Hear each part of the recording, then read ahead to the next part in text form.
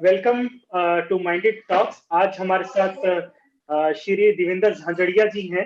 मैं doctor Aditya Chawla, founder of Minded Talks, and मेरे साथ Kritika Yadav ji, founder of Minded Talks. Sir का जन्म 10 जून 1981 में हुआ था, झांझड़िया जी की ढानी में। सर एक इंडियन पैरा जेवलिन थ्रो हैं। सर के पहले कोच आर.डी. सिंह जी रहे थे। सर ने अपनी जर्नी के अंदर बहुत सारे मेडल्स लिए, जिसमें से कुछ मेडल्स हैं पैरा ओलंपिक गेम्स में 2008 में गोल्ड, 2016 में रियो गेम्स में गोल्ड, 2020 के अंदर रिसेंटली टोक्यो के अंदर सिल्वर, आईपीसी वर्ल्ड चैंपियन के अंदर बहुत सारे मेडल्स लिए सर की जर्नी के अंदर रहे हैं। सर को 2004 में अर्जुन अवार्ड मिला था, 2012 में पद्मश्री मिला था, 2014 में FICC para sports person award मिला था, 2017 में मेजर ध्यानचंद अवार्ड मिला था। Welcome to our channel sir. जी थैंक यू डॉक्टर चावला साहब और Kritika Yadav ji, thank you sir. Sir हम आपकी जर्नी कैसे स्टार्ट हुई सर, पैरा ओलंपिक्स की आपकी लाइफ की जर्नी कैसे स्टार्ट हुई सर, उसके ऊपर थोड़ा दृष्टिकोण बनाए सर। मेरी लाइफ है वो कई भागों में बटी हुई है। शुरुआत में 9 साल की उम्र में जब एक हादसा हुआ था और मेरा 9 साल की उम्र में बिजली का करंट लगने से 4-5 महीने मेरा हॉस्पिटल में इलाज चला था, SMS हॉस्पिटल जयपुर, और डॉक्टर के द्वारा मेरा लेफ्ट हैंड काट दिया गया था। जब ये हादसा हुआ और उसके बाद जब मैं डॉक्टर के पास से जाने लगा घर पे, तो डॉक्टर ने बड़ी सिंपल सी बात बताई कि मेरे पिताजी को बोला कि चौधरी साहब ये आपका बेटा है और लाइफ में बहुत दुबला पतला रहेगा, इतना वो स्ट्रांग नहीं बन पाएगा। तो पिताजी ने बड़ा इजी जवाब दिया कि जो ईश्वर की मर्जी है वही रहेगी। अब ईश्वर की क्या मर्जी है इसके प्रति वो मुझे भी पता नहीं। और हम घर पे आ गए और आज भी याद है मुझे कि घर से बाहर निकलना बहुत बड़ा मेरे लिए चैलेंज हो गया था। बच्चे क्या कहेंगे, कितने क्वेश्चन होंगे, बच्चे कहेंगे हम तो नहीं खिलाएंगे इसको, एक हाथ से क्या खेलेगा। अपने आप में मैंने क्वेश्चन तैयार कर लिए कि इतने तो होंगे मेरे से। और मेरे को बहुत अजीब लगा, सच बताऊं, कि घर पे पहुंच के भी ऐसा लग रहा था कि मेरे पास कुछ भी नहीं है, क्या हो गया मेरे साथ, क्यों हो गया, सभी बच्चे खेल रहे हैं। तो मेरी मम्मी पापा ने, खास करके मम्मी ने उस दिन कहा कि अब क्या, जाइए बच्चों के साथ खेलिए, घर पे क्यों बैठे हो। मैंने कहा अब कैसे खेल सकता हूँ, मैं तो एक हाथ से कैसे खेलूं। मम्मी बोली कुछ नहीं हुआ, अब आराम से बच्चों के साथ खेलो, आप खेल लेना, क्या दिक्कत आपके, कोई दिक्कत नहीं है, जाइए बच्चों के साथ खेलिए। तो मैं उस दिन घर से बाहर निकला, बच्चों के साथ खेला और मुझे वापस आया मैं घर पे तो बहुत अच्छी फील आई मुझे एक। तो मैंने उस दिन की बात अब याद करता हूं मैं, तो उस दिन मैं शायद शारीरिक तौर पे इतना परेशान नहीं था जितना मैं मानसिक तौर पे परेशान था। और उस मानसिक तौर को मेरे को फिट करने के लिए मेरी माँ से मोटिवेट मिला और मैं ग्राउंड में गया, बच्चों से खेला। उसके बाद जो वापसी हुई, तो मैं अभी बताता हूँ, जब 2016 में मैंने जब रियो में वर्ल्ड रिकॉर्ड के साथ गोल्ड मेडल लिया, तब मैंने वही बात घर पे जाके, मेरी मम्मी खाना बना रही थी और मेरे को खिला रही थी खाना, तो मैंने कहा ये आपकी बदौलत दूसरा गोल्ड मेडल मिला है भारत को। तो मैंने कहा उस दिन आप यदि मेरे को ग्राउंड में नहीं भेजते शायद मैं खेलता ही नहीं। तो मम्मी ने बड़ी इजी बात की कि मेरे को ये तो पता नहीं था उस टाइम ओलंपिक क्या होता है क्या नहीं होता है, पर मैं ये चाहती थी मेरा बेटा औरों से कमजोर ना रहे। तो माँ बाप का बहुत बड़ा सहयोग रहा इसमें। और खेल की एक शुरुआत होती है, खेलना अच्छा लगता था मुझे, इतना ही कहूंगा। बाकी ठीक है, लाइफ में मेहनत की उसका एक रिजल्ट भी आया है, ऐसा नहीं है। जी सर, सबसे पहले हम फिट इंडिया डायलॉग के बारे में, मतलब I really want to talk to you. आप एक फिटनेस इन्फ्लुएंसर के तौर पर आपने वो ऑनरेबल प्राइम मिनिस्टर से बात की थी, तो sir tell us about that experience.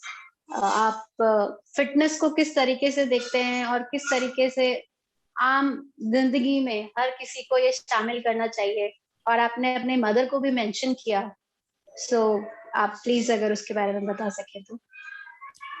देखिए, माननीय प्रधानमंत्री जी का एक मिशन है फिट इंडिया, और उस जी। मिशन को आगे बढ़ाने में जितना भी सहयोग उसके मैं भी दे रहा हूँ, और देश का प्रत्येक नागरिक दे रहा है। और कहीं ना कहीं हमने ये महसूस भी किया है कि एक समय था जब व्यक्ति पैदल चल के दुकान तक जाता था, और या खेत में जाता था, या साइकिल लेके निकलता था। अब चेंज हो गया सब कुछ, घर में एसी लग गई, गाड़ी है आपके पास, तो कहीं न कहीं उनके गाड़ी, एसी, लाइफस्टाइल चेंज हो गई, तो आज फिट रहना एक चैलेंज हो गया है। बिल्कुल। तो ये मुहिम देश में लानी, फिट इंडिया, बहुत जरूरी थी। और इसमें मैं फिर से कहूंगा, प्रधानमंत्री जी का बहुत बड़ा योगदान है। उन्होंने ये एक मिशन लिया है, और उस मिशन में मैं ये कहूंगा कि 8 साल से लेके 80 साल तक का उसमें इन्वॉल्व है। मेरी मम्मी है, वो भी मॉर्निंग वॉक करती है कि देखो मोदी जी ने बोल रखा है तो फिट होना है। तो कहीं ना कहीं 8 साल का बच्चा भी वही शब्द बोलता है कि मैं दौड़ूंगा, फिट रहूंगा।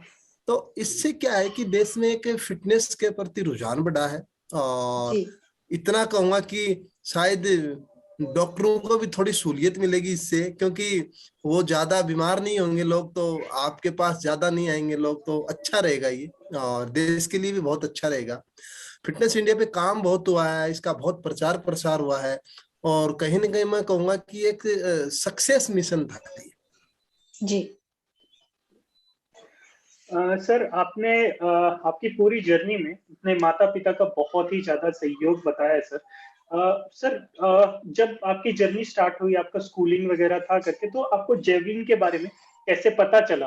आपका जेवलिन के बारे में रुझान कैसे बढ़ा? आपने कोई और गेम्स ट्राई करी थी, नहीं करी थी?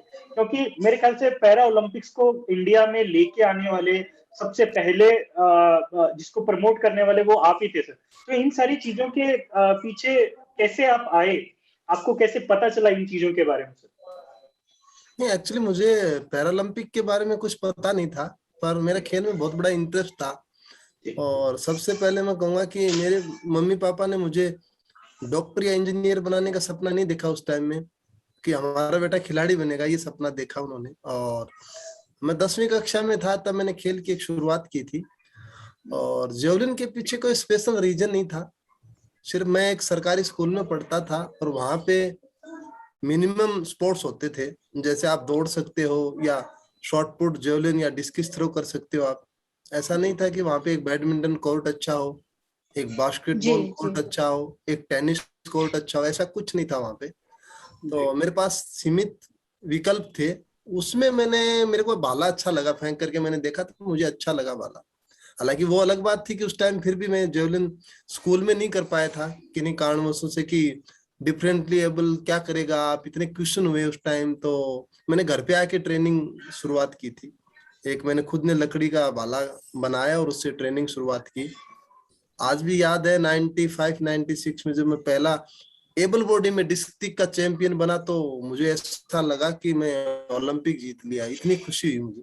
और कहीं न कहीं वो खुशी का एक कारण था उसके पीछे, कि अब मुझे कोई कमजोर नहीं कहेगा, कि मैं डिस्ट्रिक्ट में जिनके 2 हाथ थे उनको हरा दिया मैंने। तो कहीं ना कहीं मुझे बहुत बड़ी मॉरल सपोर्ट मिली वो, और वहीं से एक मेरी शुरुआत हुई थी।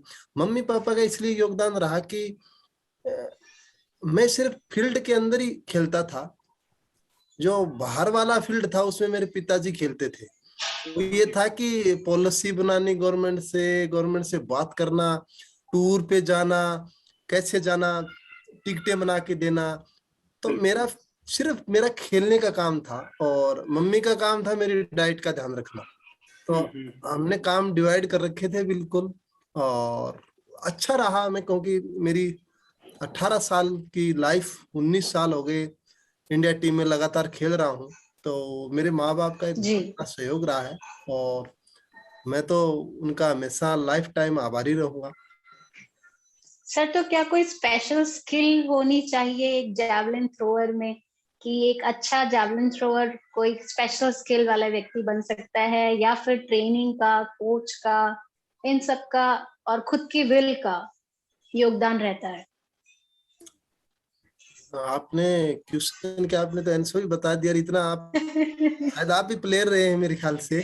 जी मैं खेलती थी। हाँ, वही बता सकता है इतनी बात, बाकी कोई नहीं बता सकता। एक्चुअली जेवलिन थ्रोअर में विशेष तौर पे देखा जाए तो ऐसा कुछ नहीं है, लेकिन कई बार हम देखते हैं जेवलिन एक स्पीडी गेम है और उसमें स्पीड का होना बहुत जरूरी है। और आप लॉन्ग डिस्टेंस करने की इतनी ज्यादा जरूरत नहीं होती। फिटनेस आप सबसे बड़ी जेवलिन में ये होती है कि आपकी फिटनेस लेवल 100% होना जरूरी है, और इसमें इंजरी की बहुत बड़ी संभावनाएं रहती हैं इस गेम में। मैं एक एग्जांपल के तौर पे बताऊं तो आप एक गाड़ी को चला रहे हो 150 की स्पीड पे जी और आपको ब्रेक भी लगाना है और गाड़ी को ही बचाना है। जेवलिन वही है, आप बहुत तेजी से भाग करके आते हो और फिर रुक के थ्रो करते हो आप, और फिर आपको रुकना भी है। तो ओके इंजरी की बहुत बड़ी संभावनाएं रहती है। थोड़ा सा लेंथ का बेनिफिट मिलता है कई बार, जैसे आपकी हाथ की लेंथ ज्यादा हो और कहीं ना कहीं आपका बॉडी स्ट्रक्चर फिट हो, तो जी उसका थोड़ा सा एडवांटेज रहता है। जैसे मेरे हाइट का एडवांटेज रहता है, तो ये ओके रहता है ज्वेलन में विशेष तौर पे। फिर कोचेज पे रहता है निर्भर, आपका फिटनेस ट्रेनर कौन है, आपका फिजियो कौन है, उस पर बहुत कुछ डिपेंड करता है। तो कहीं ना कहीं देखा जाए तो आज मैं वर्ल्ड लेवल की बात करूं तो कहीं ना कहीं हम एक मशीन से जाके लड़ते हैं, क्योंकि स्पोर्ट्स साइंस ने इतना इम्प्रूव कर लिया है अब, तो उसके अकॉर्डिंग जी चलना पड़ता है। तो वर्ल्ड लेवल पे देखा जाए यूएसए है या और कंट्री है, उनके पास स्पोर्ट्स साइंस और आगे हैं वो। तो मैं तो एक ही बात जी कहता हूँ कि जाके कहीं ना कहीं हमें मशीन से जाके लड़ना है, ये मान के चलते हैं हम लोग। जी। तो सर आपने इंजरी की बात की, और मैं आपसे बात करने से पहले इंजरी से रिलेटेड कुछ पढ़ रही थी। सो आई रियलाइज कि किसी ने स्टडी किया और उन्होंने बताया कि जब पैरालंपिक्स होने वाले थे तो उसमें कोई प्रिपेयर्ड नहीं था कि हम इंजरीज को कैसे डील करेंगे। ये आज से 15 या 20 साल पहले की बात है। तो आप बता सकते हैं कि क्या हमारे पास में अभी वो फैसिलिटीज हैं, या हमें क्या इम्प्रूवमेंट करना चाहिए कि पैराथलीट्स के इंजरी को हम कैसे डील करें, या क्या हमारे पास ऐसी स्पोर्ट्स फैसिलिटीज हों जिससे कि एक प्लेयर को सफर ना करना पड़े। हाँ बिल्कुल, मैं एक आपको बताना चाहूंगा। जब 2004 के अंदर मैं एथेंस पैरालंपिक्स में गया था, जी तो मैं खुद के पैसे से गया था और हमारा मकसद ये था बस एथेंस में पहुंच जाए हम कैसे न कैसे करके। और वो पैसे बहुत मुश्किल से अरेंजमेंट किया था हमने, मेरे पिताजी ने, और कोई हेल्प नहीं थी गवर्नमेंट की। तो जब मैं ग्राउंड में पहुंचा और मैं वार्म अप कर रहा था, मेरा इवेंट था, तो मैंने देखा एक चाइनीज एथलीट था, उसके पास 3 का स्टाफ था। तो मैंने, मेरे साथ एक गया हुआ था, तो इंडिया टीम का मैनेजर था, क्योंकि कोच तो मेरे हाँ साथ जी गया नहीं। तो मैंने उसको पूछा भी ये 3 क्या कर रहे हैं? ठीक है, एक कोच होता है वो तो अच्छा है, मैं जानता भी हूँ, लेकिन 3 किस लिए? तो मेरे को उन्होंने बताया कि देखो ऐसा है, एक फिजियो जी है, एक फिटनेस ट्रेनर है इसका, और एक कोच है, 3 का स्टाफ है, और ये जरूरी होता है। तो हिंदुस्तान में अपने नहीं है ये। तो मेरे को अजीब सा लगा वो, मैंने कहा क्यों नहीं है हमारे पास। लेकिन जब मैं 21 में गया टोक्यो पैरालंपिक्स में, तो मेरे पास फिजियोथेरेपिस्ट भी था, मेरे पास फिटनेस ट्रेनर भी था, और मेरे पास कोच भी था। तो ये चीजें देखा जाए तो मैं कहूंगा एक बदलता हुआ भारत है, और उस बदलते हुए भारत में हमने ये देखा है। इससे बड़ा एग्जाम्पल नहीं हो सकता कोई। अब की बार बहुत जो अच्छा। फैसिलिटियां दी थी गवर्नमेंट ने, बहुत शानदार दी थी। और आपको लगता है कि टॉप्स जो स्कीम है उससे भी कुछ फायदा मिला, जो ओलंपिक्स के स्पेशली ओलंपिक मेडल्स गेन करने के लिए प्रिपरेशन के लिए जो एक स्कीम है गवर्नमेंट की, उससे भी कुछ फायदा मिला आप लोगों को? इसमें मैं कहना चाहूंगा, यदि मैं, आप कहेंगे कि एक सिंगल व्यक्ति को किसको क्रेडिट देंगे आप? जैसे हमारा अब की बार अच्छा जो मेडल, जितने मेडल बढ़े हैं, और किसी ने जी सोचा ही नहीं था कि भारत 24वें नंबर पे आ सकता है। इंडिया ने बिल्कुल। नहीं, पूरे वर्ल्ड ने नहीं सोचा था। तो उसमें मैं कहना चाहूंगा कि हमारे देश के प्रधानमंत्री माननीय नरेंद्र मोदी जी ने बहुत बड़ा इस मिशन के तौर पे लिया था इस पैरालंपिक्स को। उन्होंने दरअसल 2015 में स्पेशली टॉप्स स्कीम में पैरा खिलाड़ियों को रखा। 15 से हमारे पे काम हो रहा था, हमने 16 में थोड़ा सा अच्छा रिजल्ट दिया, लेकिन अब 6 साल हो गए, हर खिलाड़ी को वो फैसिलिटी मिली है जिसकी रिक्वायरमेंट थी। खिलाड़ी ये लिख के भेज दे कि मेरे को ये कोच चाहिए, मेरे को ये फिटनेस ट्रेनर चाहिए, मेरे को ये फिजियोथेरेपिस्ट चाहिए, और इंडिया में आप ट्रेनिंग करना चाहते हो, बाहर करना चाहते हो, यदि एक खिलाड़ी ये बोलता है कि मैं बाहर जाके ट्रेनिंग करूंगा, तो बाहर जाइए, आपको कोई दिक्कत नहीं। सबसे बड़ी बात, पॉलिसियां बनती हैं, लेकिन पॉलिसी का इंप्लीमेंट होना बहुत बड़ी बात होती है। ये टॉप्स स्कीम है 100% इंप्लीमेंट हुई, हर खिलाड़ी को इसका बेनिफिट मिला, और वही हुआ कि ओलंपिक में भी हमने शानदार परफॉर्मेंस दी और पैरालंपिक्स में भी शानदार परफॉर्मेंस दी। बिल्कुल सर। सर, आपने अपने पापा मम्मी का जिक्र करा सर, और आपके पास इतने पैसे और रिसोर्सेज नहीं थे करके, उसके 2 किस्से मैंने सुने थे, जिसमें से एक किस्सा था करके कि आप ऑल इंडिया इंस्टीट्यूट में, यूनिवर्सिटी में खेलने गए थे, और वहां पे आपका जूता फटा हुआ था, आपके साथ वाले का भी जूता फटा हुआ था, तो आप खुश हो गए करके कि हाँ ठीक है, मैं अकेला नहीं हूँ। वैसे ये किस्सा और था करके कि जब आप गोल्ड जीत के आए थे और 30 लाख रुपए मिल रहे थे, तो किसी ने कहा करके कि आपको 15 दे देंगे, हम 15 रख लेंगे, तो आपके पापा ने पूरी फाइट लड़ी उस चीज की, और पूरे के पूरे 30 लेके आए। तो ऐसे कुछ किस्से शेयर करना चाहेंगे जो आपके दिल के अंदर हैं, जहाँ पे पापा आपके बिल्कुल ऐसे बैकबोन की तरह खड़े रहे, और वो किस्से सर, जहाँ पे आपको लगा करके कि ये अभाव अगर मेरी लाइफ में नहीं होता, ये पैसे का अभाव और ये रिसोर्सेज का, तो शायद मैं वो 68 वाला जो आपका रियो का टारगेट है, वो बहुत पहले ही कंप्लीट कर लेता। नहीं, बिल्कुल ये 2004 एथेंस पैरालंपिक्स की बात थी, जब मेरे पिताजी और हम गए थे, और स्पोर्ट्स मिनिस्ट्री में हमारे अधिकारियों से मीटिंग हुई थी एक, तो उन्होंने कहा चलो इन्होंने ही खेला है और एक मेडल लिया है, और इनको भी कुछ तो मिलना चाहिए। तो उन्होंने कहा भी गोल्ड को हम 30 लाख रुपए देते हैं और आपको हम 15 लाख रुपए देंगे। जी। तो मैं कुछ नहीं बोला, तो मेरे पिताजी ने उसी टाइम कहा जी बात ऐसी है, 15 लाख की बात नहीं है, आप मेडल का सम्मान नहीं कर रहे और ये 15 लाख रुपए हमें नहीं चाहिए। उन्होंने तुरंत बोल दिया कि आप मेडल का सम्मान नहीं कर रहे हो आप लोग, इसका मतलब ये है कि हमें तो ये मान के दे रहे हो ठीक है आपने भी खेला, ऐसा नहीं होना चाहिए, मेडल का सम्मान होना चाहिए। और दूसरा किस्सा वो आप बता रहे हैं, वो ऑल इंडिया इंटरस्टेट में हम खेलने गए हुए थे, और एक लड़के के मैंने देखा कि यार मेरा भी शूज फटा हुआ था, मैंने दूसरे के देखा उसका ही फटा हुआ था। और इससे आगे बताऊं कि आज वो मेरा कोच है, सुनील तंवर है जो मेरा कोच है, वही था वो, ऐसे मेरा फ्रेंड भी है और मेरा कोच भी है वर्तमान में। तो वो किस्सा अभी भी हमें याद रहता है, कई बार उसकी चर्चा कर लेते हैं हम लोग। जी। सर एक और सर, आप जो पापा का एक और इंटरव्यू देख रहा था सर, तो यूनिस खान जी का आपके जो स्वागत का जो किस्से हैं, वो बहुत ही अच्छे उस टाइम के मैंने लगे करके कि आपको इंडिया में इतनी पॉपुलैरिटी नहीं मिल रही थी जितनी बीबीसी न्यूज ने इंटरनेशनल में दी, फिर यूनिस खान जी ने दी, और फिर उसके बाद इंडियन मीडिया ने आपको प्रोत्साहन दिया, कवर किया करके, उसके बाद आप अच्छे पॉपुलर हुए और प्रोत्साहन ज्यादा मिला करके सर। तो उस चीज के पीछे भी मेरे ख्याल से आपके पापा का ही बहुत बड़ा योगदान रहा सर। हाँ, मैं बता रहा था आपको, मेरा काम सिर्फ ग्राउंड पे खेलने का था। उन्होंने कहा सरकार या पॉलिसी है उसके लिए लड़ने का काम मेरा है। उनका एक छोटा सा शब्द था, आज भी मुझे याद है, वो लोग उनके हाथ में हमेशा बैग रहता था, तो ये कहते थे जब तक मेरे हाथ में बैग है और पैरों में मेरे जूतियां हैं, जूतियां पहनते थे वो, तो मेरे पैर में जूती हैं तब तक मैं चलता रहूंगा, लड़ता रहूंगा आपके लिए। तो वो हर जगह उन्होंने पॉलिसी बनवाई पैरा स्पोर्ट्स पे, राजस्थान में सेंट्रल गवर्नमेंट की, राष्ट्रपति जी को उन्होंने काफी बार पत्र लिखा। तो उनका काम यही था कि इस पैरा स्पोर्ट्स को एक वो पहचान दिलाना चाहते थे, और उसके लिए उन्होंने काफी लड़ाई लड़ी।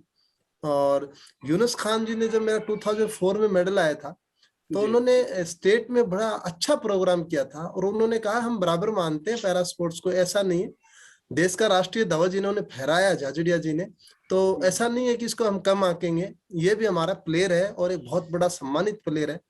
तो मेरे पिताजी में उसके लिए बहुत बड़ी लड़ाई लड़ी एक, और मैं मानता हूं आज वो लड़ाई जो लड़ी थी उसका आज असली जो रिजल्ट है वो आ जाए। बिल्कुल बिल्कुल। जी सर। तो सर बच्चों की अगर बात करें आज, तो आप बच्चों को क्या बताना चाहेंगे कि how to start career in sports? तो बच्चे कैसे शुरू करें? सर बता तो सब देते हैं कि स्पोर्ट्स खेलना चाहिए, बहुत अच्छी बात है। प्रोफेशनली वो कैसे एंटर करें, किस तरीके से अप्रोच हो, जो एज अ करियर ऑप्ट करना चाहते हैं? बिल्कुल, मैं कहना चाहूंगा कि स्पोर्ट्स है वो हर बच्चे के लिए जरूरी है, क्योंकि जी आपकी हेल्थ है वो आपकी प्राथमिकता में होनी चाहिए हमेशा। जी और आप देखते हो यूएसए या कनाडा, जहां भी आप देखते हैं वहां हर जो स्टूडेंट है वो स्पोर्ट्स करता है। हिंदुस्तान में ऐसा माहौल नहीं है अभी भी। तो मैं इतना कहना चाहूंगा कि आप कैरियर के तौर पे देखना चाहते हैं तो हर खिलाड़ी है वो ओलंपिक मेडल नहीं ला सकता, ये संभव ही नहीं है। सही। रेयर है कि वो कोई मेडल जीत जाए। लेकिन सबसे बड़ी बात यह कि हिंदुस्तान में आने वाला जो टाइम है वो स्पोर्ट्स में बहुत बड़ा कैरियर है। वो इसलिए है कि आप यदि स्पोर्ट्स आपने किया, आप नेशनल लेवल पे खेले हैं या इंटरनेशनल लेवल पे खेले हैं, तो उसको आप समझ पा रहे हैं स्पोर्ट्स क्या है। आप एक बहुत अच्छे फिटनेस ट्रेनर बन सकते हैं, आप बहुत अच्छे एक फिजियोथेरेपिस्ट बन सकते हैं स्पोर्ट्स के, आप बहुत अच्छे एक न्यूट्रिशियन बन सकते हैं। और यदि आप एक अच्छी कंपनी चलाना चाहते हैं तो एक बहुत अच्छे सीईओ बन सकते हो आप। तो इसको हम भूल जाते हैं। हमारे क्या करते हैं, सबसे पहले मुझे यही पूछते हैं कई बार, बोलो नौकरी तो मिल जाएगी क्या इस बच्चे को? तो मैं उनको एक ही बात कहता हूँ कि आप स्कूल में भेजते हो, उस दिन ये पूछते हो कि टीचर से जाके कि इसको नौकरी मिल जाएगी, स्कूल में भेजूंगा नहीं, ये क्वेश्चन करते हो उनसे? बोलो उनसे तो नहीं करते। तो मैंने कहा हमसे क्यों करते हो फिर? तो वहां क्या होता है, सिर्फ ये चाहते हैं लोग सरकारी नौकरी मिल जाए, ऐसा नहीं। स्पोर्ट्स आने वाले टाइम में बहुत बड़ा स्कोप है स्पोर्ट्स में। और हिंदुस्तान में जिस हिसाब से स्पोर्ट्स के प्रति अभी अभी जागरूकता बढ़ी है बहुत ज्यादा, तो मैं कहना चाहूंगा कि आने वाला टाइम स्पोर्ट्स का है और फैसिलिटियां बढ़ी हैं। आप जैसे कई बार ऐसा होता है, बच्चे ये चाहते हैं मैं स्विमिंग करूं और उनके मम्मी पापा कहते हैं नहीं बेटे बैडमिंटन खेलना आपको। तो सबसे बड़ी गलती वो है। अब मैं ये नहीं कहूंगा मेरे बेटे को कि जेवलिन फेंकना आपको, कोई जरूरी नहीं उसको अच्छी लगे या ना लगे। तो जिस बच्चे को जो गेम अच्छा लगता है सबसे पहले उसमें डालना चाहिए, उसमें वो आपका 100% एफर्ट दे सकता है। जी आदित्य सर, एक और स्टोरी मैंने बहुत इंटरेस्टिंग सुनी सर कि आपने जेवलिन जो सबसे पहला फेंका था वो आपने खुद से बनाया था करके, और जो आपको ओरिजिनल जेवलिन भेजा था वो राम स्वरूप जी ने भेजा था। और कभी भी आप अपना जेवलिन स्टोर रूम में नहीं रखते थे, हमेशा अपने साथ रखते थे। उसका क्या राज है सर? बिल्कुल, पहली जेवलिन मुझे आज भी याद है, वो मैंने लकड़ी की बनाई थी। तो मेरे को एक नेल्स मिली थी खाली जेवलिन की, और उससे मैंने जेवलिन तैयार की थी और उससे मैं डिस्ट्रिक्ट का चैंपियन बना। और मेरे पास फेंकने के लिए जेवलिन नहीं हुआ करती थी। जब मैं ऑल इंडिया इंडस्ट्री खेला तो वहां जो एक हाई क्वालिटी की जो जेवलिन होती है इंटरनेशनल स्टैंडर्ड की, वो मिली, तो वो मैं फेंक ही नहीं पाया क्योंकि मेरे को आदत ही नहीं थी, मैंने देखी नहीं वो लाइफ में। जी जी। तो उस टाइम में फिर मेरे को राम स्वरूप जी जो एनआरआई हैं, यूएसए में रहते हैं, उन्होंने मेरे को एक जेवलिन दी। और रियली में आपने जो बताया मेरे को कि स्टोर में आप हमेशा नहीं रखते हो, कभी भी आप रूम में रखते हो। मैं इतना कहना चाहूंगा कि 24 घंटे मेरे को मेरा टारगेट नजर आना चाहिए, मेरी खुद की सोच है। और आज भी देख सकते हो, आज मेरा जो घर है उसमें से 15 जेवलिन लगी हुई है अलग अलग। और जो राम स्वरूप जी ने जो जेवलिन दी थी वो मैंने मेरे घर में लगा के रख रखी है। वो जेवलिन आज तक मैंने कहीं से भी कुछ भी उसमें बिल्कुल भी नहीं हुआ, आज भी फेंक सकता हूँ मैं। 20 साल उसको मैंने सेफ रखी है। तो अच्छा लगता है अपना टारगेट सामने दिखाई दे तो। सर इसलिए कहा है करके सर, अर्जुन जैसे निशाने पे बिल्कुल तीर के अंदर सिर्फ अपनी चिड़िया की आंख को देखता है, वैसे ही आपने अपने टारगेट्स को हमेशा देखते रहे करके और उसी के ऊपर नजर बनाए रखी। इसीलिए आज आप इतने सारे गोल्ड लेके आ पाए और आज एक खुद अपने इतने बड़ा नाम बनना इस पैरा ओलंपिक्स में। सर ये जो यूथ है सर, आपने बहुत सारे यूथ को डायरेक्शन देना देखा करके, जो मैंने देखा कि जगसीर सिंह जी ने जो मुझे बताया, जो संदीप मान जी ने मुझे बताया, और संदीप मान जी के साथ साथ जो बहुत सारे लड़के थे हनुमानगढ़ में, उन्होंने भी मुझे बताया करके कि सर आपने अपने गांव से उन्हें आरडी सिंह जी के पास भेजा सर। ये बहुत ही अच्छी आपकी अपील थी सर, और इस चीज के लिए हम बहुत ही आपको अप्रिशिएट करते हैं। ऐसा और क्या विजन है सर आपका हमारे यूथ के लिए, और आप उसके लिए क्या क्या करना चाहते हैं, और हम भी इस मामले में आपका सहयोग कैसे कर सकते हैं? बिल्कुल, मैं इतना कहना चाहूंगा कि कोई भी बच्चा मेरे से टेलीफोन पे बात करता है स्पोर्ट्स की या मेरे से मिलता है, तो मैं उसको यही बताता हूँ कि आप वहां जाके ट्रेनिंग करें, वहां बेस्ट जगह है। कई बार क्या है, गाँव में प्रतिभाएं बहुत हैं पर वो उस जगह पहुंच नहीं पाती, तो इसलिए क्या है कि मेरा काम ये रहता है कि वहां तक मैं उनको पहुंचा दूं या भेज दूं, जो भी है बता दूं, उनको एड्रेस दे दूं। जगसीर था, उन्होंने भी एशियन गेम्स में गोल्ड मेडल जीता, सिल्वर मेडल जीता, और पैरालंपिक्स 2 बार पार्टिसिपेशन किया। संदीप मान ने एशियन गेम में हैट्रिक लगाई है मेडलों की, लगातार 3 एशियन गेम में उन्होंने मेडल जीता है। तो कहीं ना कहीं मेरे को भी एक खुशी मिलती है कि हमने उस बच्चे को कोच साहब के पास भेजा, उसकी ये परफॉर्मेंस रही। मैं तो चाहता हूँ ज्यादा से ज्यादा इस देश के मेडल आए, और जो भी मेरी आगे आने वाले टाइम में जो भी मेरी भूमिकाएं होगी वो देश के लिए होगी, और देश के प्रति मैं समर्पित रहूंगा, चाहे किसी भी जैसी भी प्रकार की मेरी जो भी भूमिका रहेगी उसमें मैं काम करूंगा। सर आपका सोसाइटी के लिए क्या मैसेज है, आपका एट लास्ट मैसेज है? मैं इतना ही कहना चाहूंगा, खास करके युवाओं से एक मैसेज देना चाहूंगा कि वो अपने आप पे विश्वास करें कि मैं ये कर सकता हूँ। कुछ भी इम्पॉसिबल नहीं है। गांव से निकल करके 3 ओलंपिक मेडल जीते हैं मैंने, जो असंभव नजर आ रहा था वो संभव हो गया।